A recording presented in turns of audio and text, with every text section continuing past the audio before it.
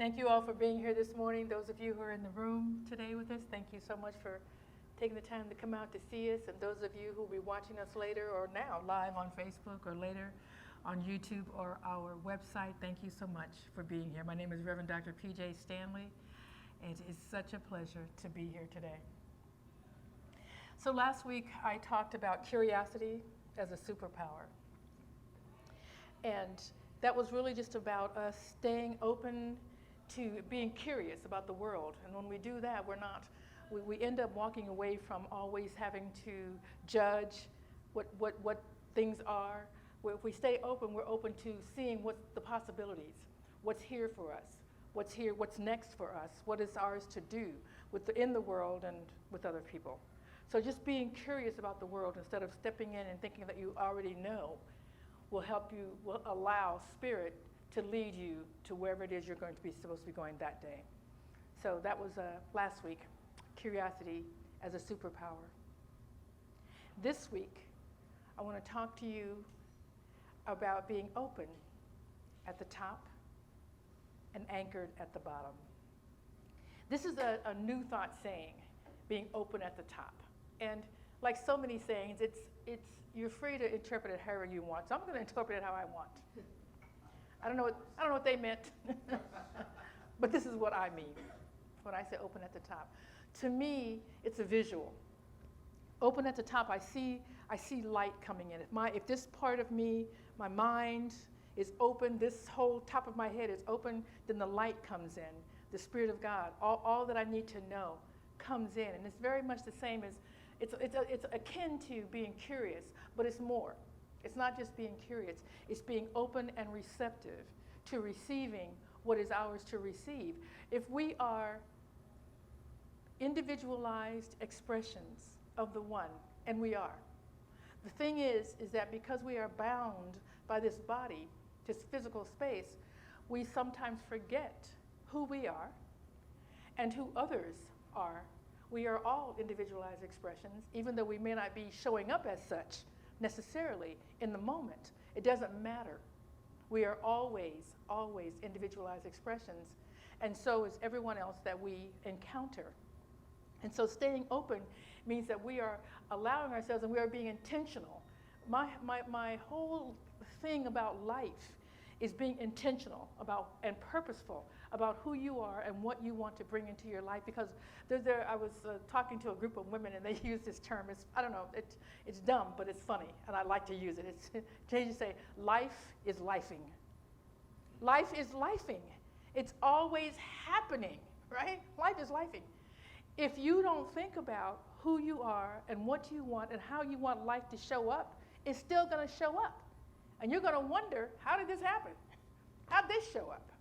Because we're not purposeful. And so it's important to me, and part of my teaching, part of my spirituality, and part of what is mine to do, which is another question I'm always asking. What's mine to do? What's yours to do? I'm not asking what's yours to do. I'm saying you should be asking that. Actually, I do ask it, but it's none of my business. What's my business is what's mine to do.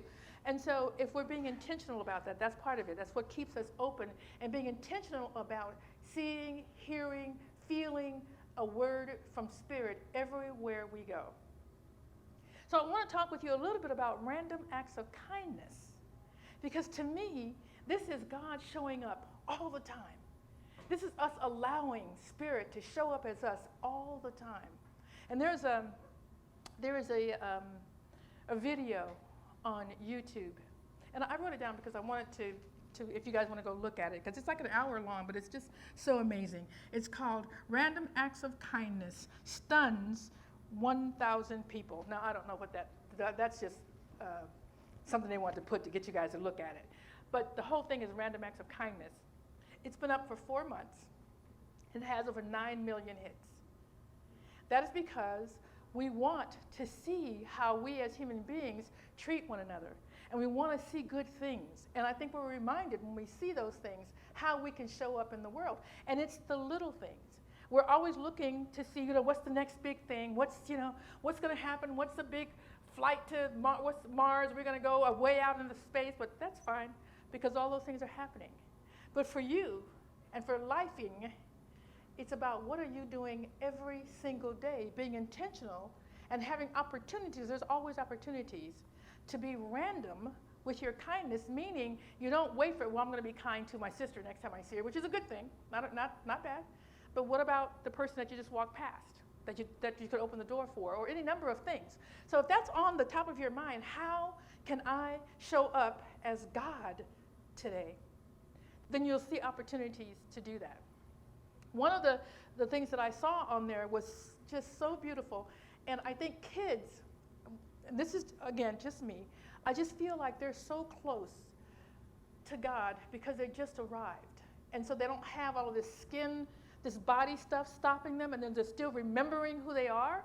And so they do these things automatically. And I think that Kim was here last week, and she talked about her daughter. Is it Jewel? Is it her daughter's name? Jewel is some kind of a, is it Jewel? Yeah, because she is a Jewel. And she was at some McDonald's or some, I think it was McDonald's, and it was some fast food place.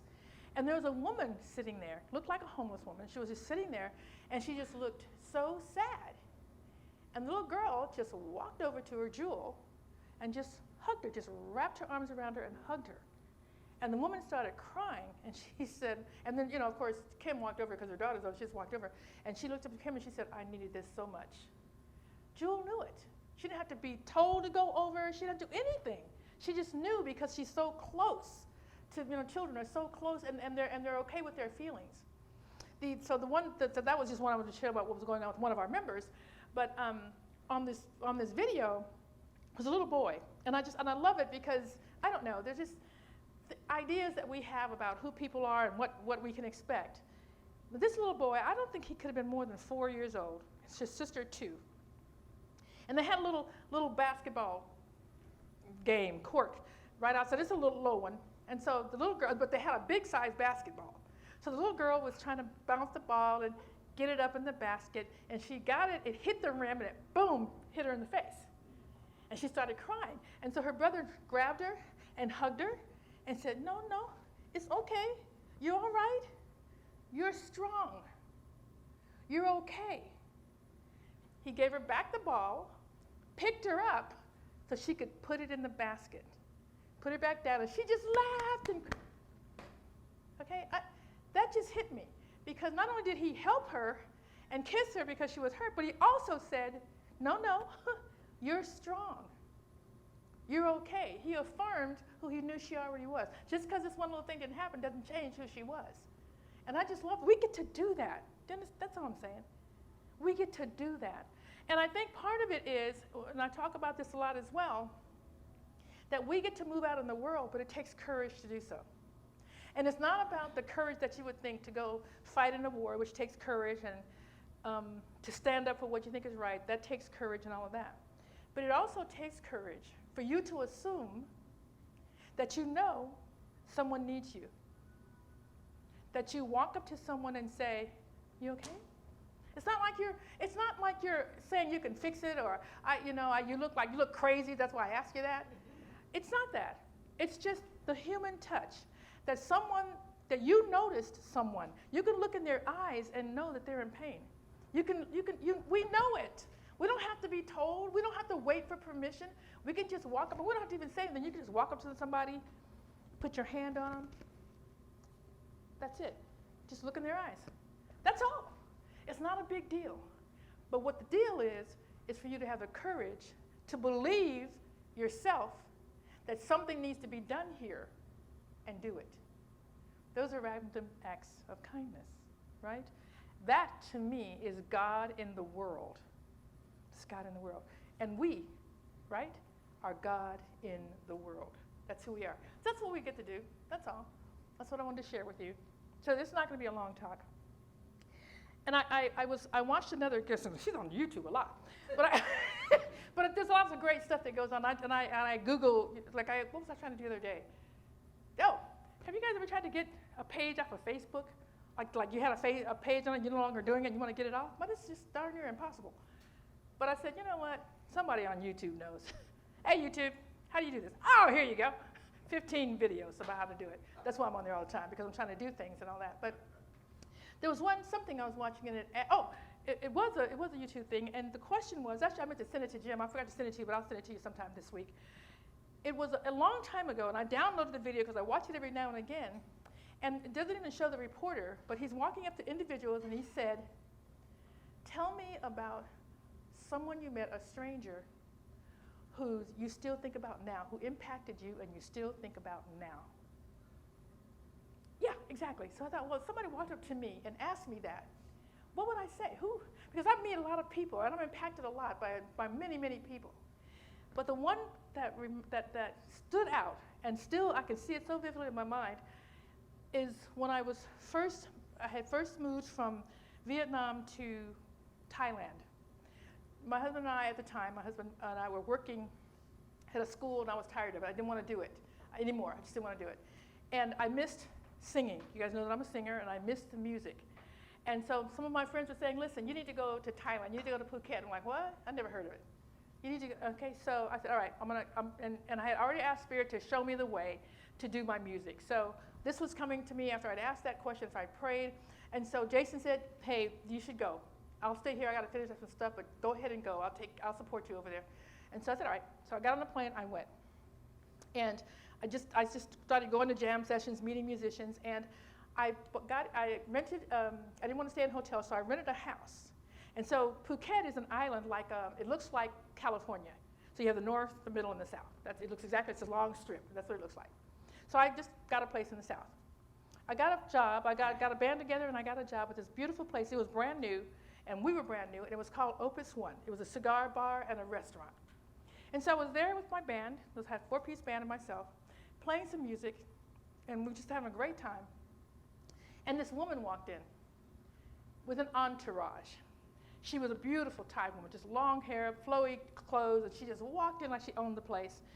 And it was a wonderful restaurant, and then the smoking thing was outside on the patio. So she took her whole group, and they just walked, just talking in, coming in loud, like they all owned the place, and just went outside and sat.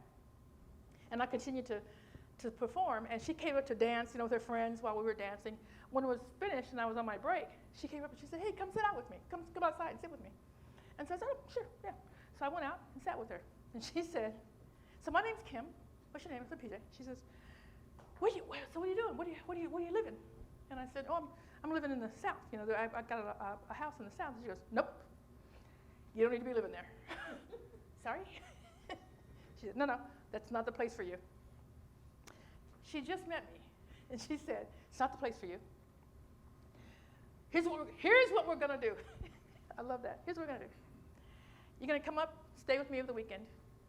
I'm going to send my assistant out to look for a place for you to stay. What's your budget? I told her my budget. Okay, great. I'll send them out to look. You come up and stay with me on the weekend, and we'll go look at them, and we'll get you another place to stay. I'm like, okay, sounds good. Because what do I know? She clearly knows some stuff. She's got a whole entourage. And I want to see what she's got to say.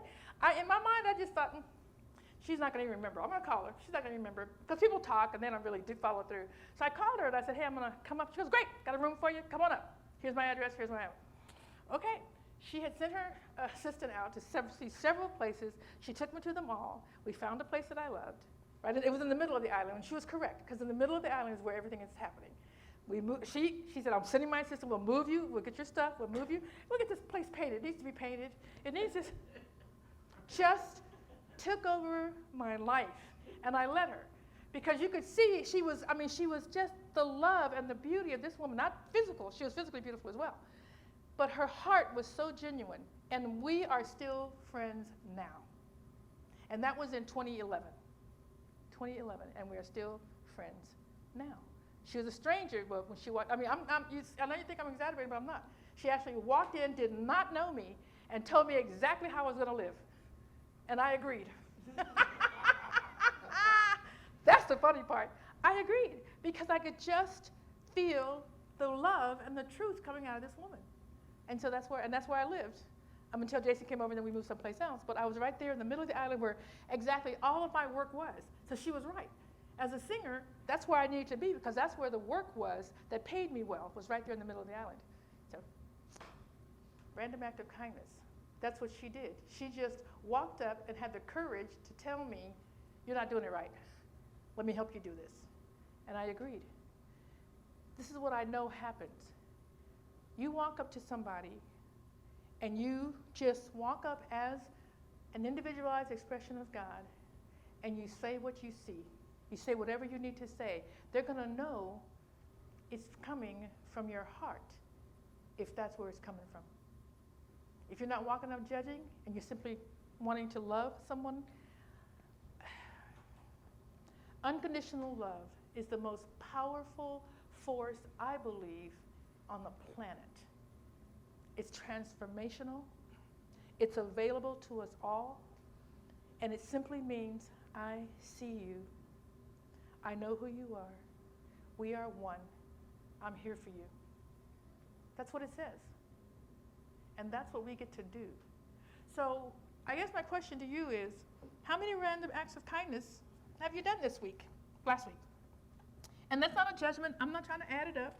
I'm just asking you to think about, how are you living in terms of you and remembering, knowing who you are, and walking in the world like you know who you are and like you know who everyone else is. We're all connected. We're all here for a purpose. We're all here to help one another. Do your part. So what's the action step? I'll leave you with some action steps. Decide. You just decide to love. Just decide to love. Not just where it's comfortable, where it takes courage on your part to love someone, where it takes courage to love. Just decide to do it and do it. I don't believe you can go wrong if you are following your heart and what God is telling you. I don't think you can go wrong. I've not regretted a single time that I have walked up to someone who I did not know and done something or said something. It has never, I'm saying, using the words never here, failed me. Never. They might not have enjoyed it, but they didn't say anything to me about it. They might have been thinking, who is this crazy woman? But the love is there no matter what they think about me. It doesn't matter. It's not about me. It's not about this body. It's about us. It's about us. God to God. Spirit to spirit. Love to love. That's what it is. And that can be felt. I don't care what this outside body looks like. I don't care what that looks like. The heart speaks. And everybody knows the language of the heart, whether they're used to it or not. Whether they're used to it or not. So decide to love. And look for opportunities to love. Just look for opportunities. It happens in a flash. It happens in a flash. You see something and you, I should have helped. But by the time you circle back around, it's too late. And that's okay, because somebody else can step in. You're not responsible for everything. Just think about where it is that you can just randomly love other people. I stop in the store a lot, just talking to people. And people are like, do you even know this person? I do not. And don't get me started going to the bathroom. Because there's a whole gaggle thing going on in there. So look for opportunities and be unconditional love, meaning let God in you shine through. Let God in you shine through. That's it. That's all we do. So just be open at the top, meaning listening, looking for, being the divine, purposefully, intentionally remembering who you are. That's what being open at the top is. Being anchored means remembering who you are and who everyone is, and you are anchored in this knowing who you are. Anchored in knowing. So you can't go wrong. You cannot, because you are the divine. Anchor in that knowledge. And anchor in the knowledge that everyone you speak to, when you speak to them in that place, don't speak to them from what they're looking like. Speak to them from who they are. Do you understand what I'm saying? The difference between that? Not what they're looking like, not what they're behaving like, who they are. Speak to them in that place. From yourself, your God self, to their God self, no matter what they're doing, no matter what they're looking like. Speak to them in that way. Act from that space. That's it. That's being anchored. And look for opportunities. I want to leave you with this final quote from Jane Goodall. You cannot get through a single day, not a single day, without having an impact on the world around you. We have an impact. We're not here to not have it. We have an impact. Remember that. What you do makes a difference. And you have to decide what kind of difference you want to make. And so it is. Namaste.